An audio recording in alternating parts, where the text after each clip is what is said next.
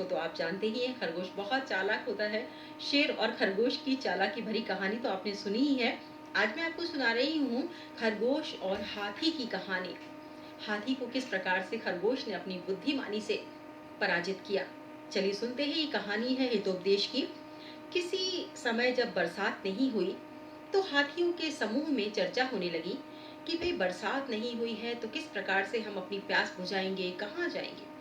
तो हाथियों के राजा ने थोड़ी ही दूर पर एक तालाब दिखाया जिसमें कि बहुत ही शीतल निर्मल जल भरा हुआ था। अब सभी हाथियों ने सोचा कि हाँ, ये जगह तो बहुत अच्छी है, चलो यहाँ पानी पीने चलते हैं। सारे हाथी वहां पानी पीने चले गए।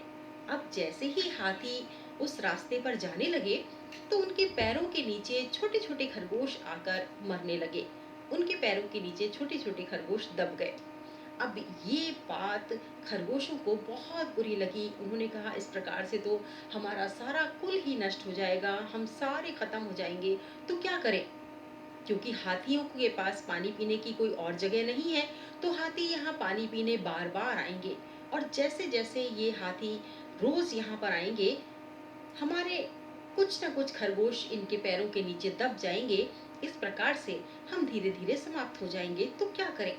तो एक विजय नाम के खरगोश ने कहा कि देखो, मैं तो चुप बैठूंगा नहीं, मैं तो इसका विरोध करूंगा और कैसे भी करके मैं इन हाथियों को यहाँ आने से रोकूंगा। अब सब ने उससे कहा कि ठीक है भाई, जब आपने ये प्रतिज्ञा कर ली है तो आप जरूर विरोध करिए। अब विजय नामक खरगोश विरोध करने के उद्देश्य से चल तो दिया, लेकिन वो दिमाग में सोचने लगा कि मैं जाऊंगा कैसे, मैं बहुत छोटा सा हूँ, हाथी तो बहुत बड़े हैं। अब अगर मैं जमीन पर बैठकर हाथियों को संबोधित करूंगा तो हाथी तो मुझे देख ही नहीं पाएंगे, तो वो मेरी बात क्या सुनेंगे। तो फिर मुझे क्या करना चाहिए। तो वो एक उपाय सोचता है, और वो क्या सोचता है कि मैं पर्वत के शिखर पर बैठ जाऊंगा, यानी ऊंचे किसी पर्वत पर बैठ जाऊंगा, ऊंचे स्थान पर, जहां से मुझे हाथियों का चेहरा साफ दिखाई दे और हाथी मुझे देख सके। तो उसने ऐसा ही किया। जब हाथी वहां से लौट रहे थे तो खरगोश जाकर पर्वत के ऊपर बैठ गया। अब जैसे ही हाथियों ने खरगोश को देखा तो उससे पूछा कि भाई तुम कौन हो, यहाँ क्यों बैठे हुए हो। तो खरगोश ने कहा कि हाथियों, उन्हें प्रणाम किया और हाथियों का जो सरदार था उससे कहा कि भगवान भगवान चंद्रदेव ने मुझे यहाँ पर भेजा है। तो हाथियों के राजा ने कहा, अच्छा, चंद्रदेव ने आपको भेजा है, तो बताइए क्या कहा है चंद्रदेव ने, किस कार्य से भेजा है। तो विजय नामक हाथी ने कहा कि देखिए, ये बात मैं नहीं कह रहा हूँ, ये बात आपसे चंद्रदेव कह रहे हैं, मैं तो मात्र उनका दूत हूँ। और आप ये समझ लीजिए कि दूत हमेशा अवध्य होता है, यानी दूत को कभी भी मारना नहीं चाहिए।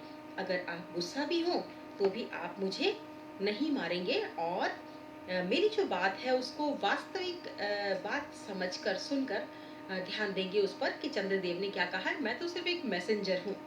ठीक है, हाथियों के राजा ने कहा, कोई बात नहीं, आप मैसेज दीजिए। तब खरगोश ने कहा कि चंद्रदेव आपसे बहुत नाराज है। हाथियों के राजा ने कहा कि क्यों नाराज है भाई, हमने ऐसा क्या किया जिससे चंद्रदेव नाराज है। तो खरगोश ने कहा कि देखो, जो चंद्र सरोवर है जहाँ पर तुम पानी पीने जाते हो, वो चंद्र सरोवर भगवान चंद्रदेव का है, और उन्होंने उस चंद्र सरोवर की रक्षा के लिए हम सभी खरगोशों को नियुक्त किया हुआ है। अब जैसे ही तुम लोग वहां से निकलते हो तो बहुत सारे खरगोश तुम्हारे पैरों के नीचे आकर दब जाते हैं। तो ये सभी खरगोश जो हैं वो चंद्रमा जी के, यानी चंद्रदेव के नियुक्त किए गए प्रहरी हैं, एक तरह से, जो कि चंद्र सरोवर की रक्षा करते हैं। तो जब तुमने बहुत सारे खरगोशों को मार दिया है तो चंद्रदेव बहुत नाराज हैं। अब हाथियों ने सोचा कि हाँ, ये बात तो सच है कि जब हम चंद्र सरोवर की तरफ जाते हैं तो खरगोश पैरों के नीचे आ जाते होंगे, छोटे छोटे खरगोश हैं, पता नहीं चलता, पैरों के नीचे आ जाते हैं। तो ये बात तो सही कह रहे हैं, हो सकता है चंद्रदेव नाराज हो। तो हाथियों के राजा ने सिर झुकाकर कहा कि आप ये बात तो सच कह रहे हैं, लेकिन अब हम करें क्या, इसका उपाय क्या हो सकता है। तो खरगोश कहता है, उसे बहुत ही खुशी होती है कि उसका जो प्लान होता है वो कामयाब होने वाला होता है। तो उसे बहुत खुशी होती है और वो कहता है कि देखिए मैं आपको एक तरीका बताता हूँ, अगर आप ऐसा करेंगे तो चंद्रदेव नाराज नहीं होंगे। उन्होंने कहा ठीक है, बताइए तरीका क्या हो सकता है। तो खरगोश ने कहा कि आप जब रात्रि में चंद्रदेव क्रोध से कांप रहे हो, नाराज हो रहे हो, तो उस समय आप उनसे हाथ जोड़कर क्षमा मांग लीजिए, सिर झुकाकर क्षमा मांग लीजिए और माफी मांगकर वहां से चले जाइए। तब चंद्रदेव आप पर कोप नहीं करेंगे, गुस्सा नहीं करेंगे और कोई भी आपका बुरा नहीं करेंगे। हाथियों के राजा को ये बात जच गई। उसने कहा ठीक बात है, हमने जो कुछ भी बुरा किया है उसका पश्चाताप तो हमें करना ही चाहिए। और दूसरा, चंद्रदेव का स्वयं का जब ये चंद्र सरोवर है और खरगोश इनके रक्षक हैं, तो हमें भी है ना चंद्रदेव की इस बात का सम्मान करना चाहिए और जो गलत काम हमने किया है इसकी हमें माफी मांग लेनी चाहिए।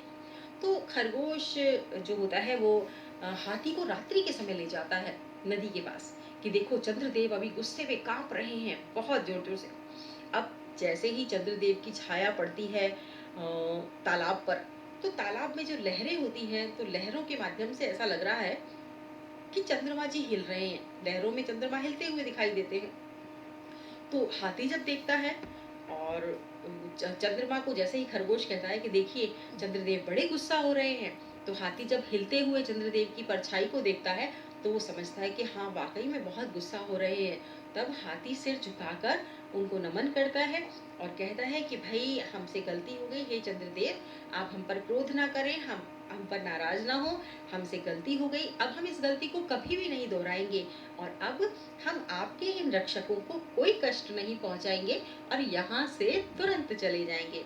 तो ऐसा कहकर खरगोश ने जो है हाथी को बहुत ही धन्यवाद दिया। जैसे ही हाथी ने इस प्रकार से कहा तो खरगोश ने उसे धन्यवाद दिया और हाथी अपने सभी साथियों को लेकर वहां से चले गए। अब इस कहानी से हमें शिक्षा मिलती है कि कभी कभी हमें अपने प्राणों की रक्षा करने के लिए कुछ ऐसे उपाय करने पड़ते हैं जिसकी वजह से हम सभी की प्राण रक्षा हो सकती है। तो उपाय करने से अवश्य ही सफलता मिलती है, ये कहानी हमें बताती है। तो ये तो थी कहानी शशक और गज की, यानी खरगोश और हाथी की। इसमें खरगोश की बुद्धिमानी बताई गई है।